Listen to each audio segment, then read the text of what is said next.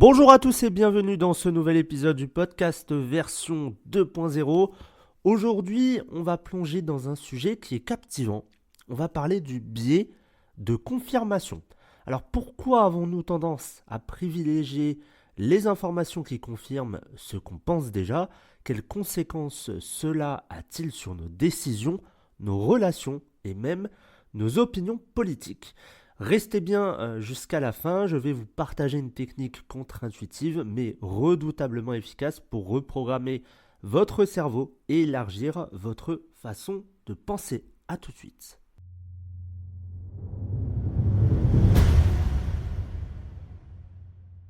On va commencer par une question. Avez-vous déjà cherché une information sur Internet avec une idée bien précise en tête ? Supposons que vous voulez prouver que les régimes sans gluten sont mauvais pour la santé. Vous tapez dans Google pourquoi les régimes sans gluten sont mauvais. Résultat, vous allez trouver une multitude d'articles qui confirment votre croyance. Et si par hasard, vous tombez sur une étude qui affirme le contraire, vous allez probablement la juger peu fiable ou la lire en diagonale. C'est ça le biais de confirmation. C'est une tendance naturelle à chercher, à interpréter, à mémoriser les informations qui confirment nos croyances préexistantes, tout en rejetant celles qui les contredisent. Alors pourquoi c'est important ? Parce que ce mécanisme inconscient, il influence des décisions cruciales dans notre vie quotidienne. Et c'est pas seulement une question de recherche sur Internet, ça impacte aussi nos relations, notre santé et même nos décisions financières. Alors pourquoi notre cerveau fonctionne-t-il ainsi ? Notre cerveau, c'est une machine d'efficacité. Il cherche en permanence à économiser de l'énergie mentale. Quand vous avez une croyance qui est bien ancrée, la remettre en question, ça demande un effort intellectuel important. Et pour éviter cette dépense d'énergie, eh bien votre cerveau, il préfère conforter ce que vous pensez déjà. C'est aussi une question de survie. Dans notre passé évolutif, être sûr de soi, ça pouvait littéralement sauver la vie. Imaginez un chasseur-cueilleur qui croit fermement qu'une certaine plante est toxique.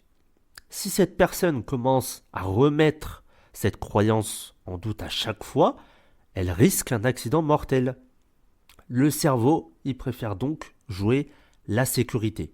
Mais aujourd'hui, ce réflexe, il nous enferme parfois dans des pensées qui sont rigides et qui sont contre-productives.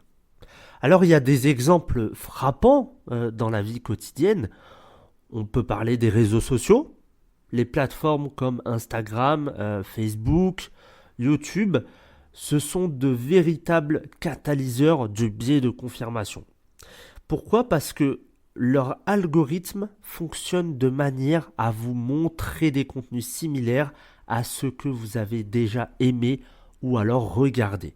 Si vous commencez à suivre des pages qui soutiennent une théorie controversée, eh bien vous finirez par être exposé uniquement à ce type de contenu.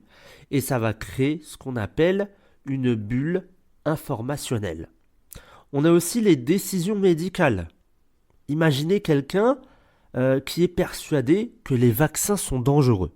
Cette personne, elle va chercher des articles ou alors des témoignages qui vont confirmer cette idée et ignorer les études scientifiques solides qui démontrent le contraire. On a aussi les relations interpersonnelles.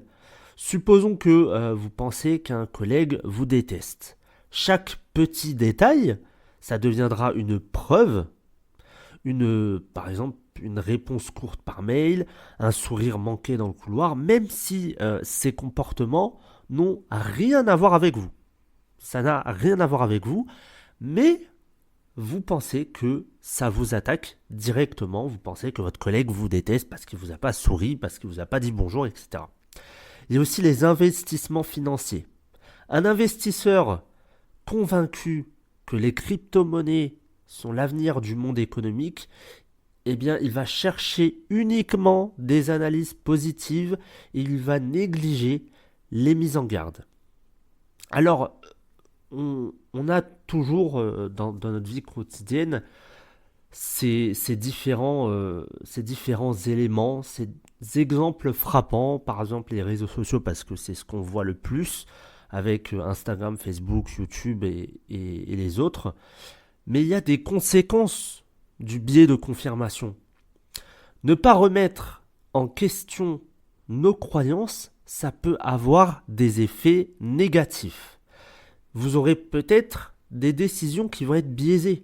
Vous allez prendre des décisions qui sont basées sur une vision partielle de la réalité. Vous n'allez pas contempler la totalité du sujet. Vous allez vous baser sur ce que vous avez en tête, tout simplement. Vous pouvez aussi avoir des relations qui vont être tendues, des malentendus qui persistent simplement parce que vous interprétez les comportements des autres de manière complètement biaisée. Si une personne ne vous sourit pas, c'est qu'elle vous déteste. Si elle vous dit pas bonjour, c'est pareil. Pareil pour la critique.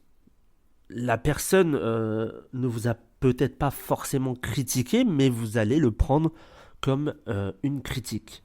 Vous avez aussi une des conséquences qui est importante, c'est la fermeture d'esprit. Vous devenez moins curieux et moins ouvert à de nouvelles perspectives. Et ça peut limiter finalement votre épanouissement personnel et aussi votre épanouissement professionnel. Un exemple frappant, dans les débats politiques, les gens ils ont tendance à ne jamais changer d'opinion, même lorsqu'on leur présente des faits objectifs. Et vous savez pourquoi ? Eh bien parce que leur identité est souvent liée à leurs croyances. Tout simplement. Donc, vous verrez jamais, ou alors très peu, enfin c'est très rare même de voir ça, vous ne verrez jamais un politicien vous dire « Oui, effectivement, je n'ai pas eu raison, j'ai eu tort, il y a eu ça, je reviens sur ma décision, etc. » C'est très rare, je crois que je l'ai vu peut-être une ou deux fois à la télé ou dans un reportage. Mais jamais vous verrez un homme politique vous dire non, c'est pas du tout ce que je pense, c'est pas mes pensées, c'est pas mes convictions, c'est pas mes croyances. C'est des personnes qui, dans leur tête, ils sont c'est un mur. Vous pourrez jamais détruire ce mur-là parce qu'ils ont cette croyance depuis 10, 20, 30 ans pour certains. Et ils ont la ferme intention de vous dire que c'est leur croyance qui est bonne. C'est pas les autres, c'est la leur. Alors comment déjouer ce biais de confirmation ? Il existe heureusement des stratégies simples pour contrer ce piège mental. La première chose, ça va être de diversifier ses sources d'informations. On ne va pas se contenter de lire les médias qui confirment les opinions. Allez voir ce que disent les autres camps. C'est toujours intéressant, comme je vous l'ai dit, d'aller vraiment contempler la totalité de la réalité. Si je reprends la politique, vous allez avoir le président Macron qui va dire une chose, vous allez dire oui, je suis d'accord avec lui. Au lieu de vous arrêter là, allez voir ce que disent les autres politiciens, les autres hommes politiques. Allez voir toutes les idées plus ou moins en lien avec le sujet. Ne vous arrêtez pas à ce qu'une personne va vous dire. Cherchez aussi activement la contradiction. Posez-vous cette question. Et si j'avais tort ? Posez-vous cette question. Et si j'avais tort ? Ça peut sembler inconfortable, mais c'est une excellente manière d'élargir votre réflexion. Ça permet de ne pas être ferme et de ne pas avoir cette ouverture d'esprit. Il faut aussi jouer l'avocat du diable. Quand vous avez une opinion, essayez de défendre la position opposé, même si ça vous semble absurde. Cette technique, elle est notamment utilisée dans les débats pour affiner ses arguments. Si vous faites attention à certains débats politiques, vous allez voir cette technique-là, de jouer l'avocat du diable. Il y a aussi le fait de discuter avec des personnes qui ont des opinions différentes. Ça, c'est simple, ça demande une ouverture d'esprit, mais c'est incroyablement enrichissant. Ça vous permet de vous connecter au monde extérieur, de parler avec d'autres personnes qui n'ont pas le même point de vue que vous, et par conséquent, vous allez peut-être débloquer ce piège mental, qui est le biais de confirmation, et vous ouvrir aussi à d'autres pensées. Et dernièrement, c'est de tenir un journal des erreurs. Chaque semaine, vous pouvez finalement noter une croyance que vous avez remis en question ou alors une erreur que vous avez commise. Ça, ce sont donc les 5 stratégies pour contrer le piège du biais de la confirmation. Alors, comme je vous l'ai dit au début de cet épisode, il y a une méthode, une technique simple mais puissante pour reprogrammer votre cerveau. Cette technique, on va l'appeler la récompense du doute. Chaque fois que vous découvrez que vous aviez tort sur un sujet, vous allez vous récompenser. Là, j'imagine qu'il y a des personnes qui vont dire « Non mais Dimitri, t'es bien gentil, mais quand on fait une erreur, c'est rare d'avoir une récompense. » Alors oui, mais là, lorsque vous avez tort sur un sujet, récompensez-vous. Célébrez vos erreurs. Comment ? Eh bien, faites-en un jeu. À chaque nouvelle croyance remise en question, offrez-vous une petite récompense. Ça peut être un café, un bon film, un gâteau, ou alors simplement une pause agréable. Et pourquoi ça fonctionne ? Parce que votre cerveau associe alors le doute et la remise en question à une expérience positive. En fait, ça va reprogrammer votre esprit pour chercher activement les contradictions au lieu de les fuir. Elle est pas mal cette technique.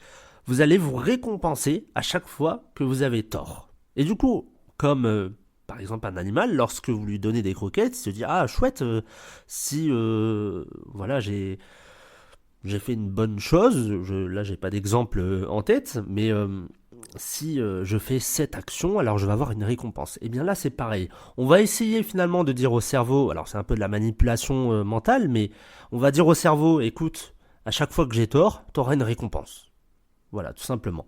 Et ça va permettre à votre cerveau de se dire, oh là là, mais du coup moi j'ai cette croyance-là, mais du coup j'ai pas de récompense. Donc il va falloir que je cherche quelque chose, une contradiction à mes croyances. Donc ça va vous demander de réfléchir, ça va vous demander aussi d'aller voir des reportages, de voir les hommes politiques, de discuter avec d'autres personnes, d'avoir cette ouverture d'esprit pour avoir votre récompense. Voilà pour cet épisode, merci de l'avoir écouté jusqu'au bout. J'espère que vous repartez avec des clés concrètes pour mieux comprendre et déjouer le biais de confirmation. Si cet épisode vous a plu, pensez à le partager autour de vous et à laisser une note sur votre plateforme d'écoute préférée. Et surtout, n'oubliez pas, le doute bien utilisé, c'est une force et non une faiblesse. Bonne semaine à tous et je vous retrouve dimanche prochain pour un épisode de santé.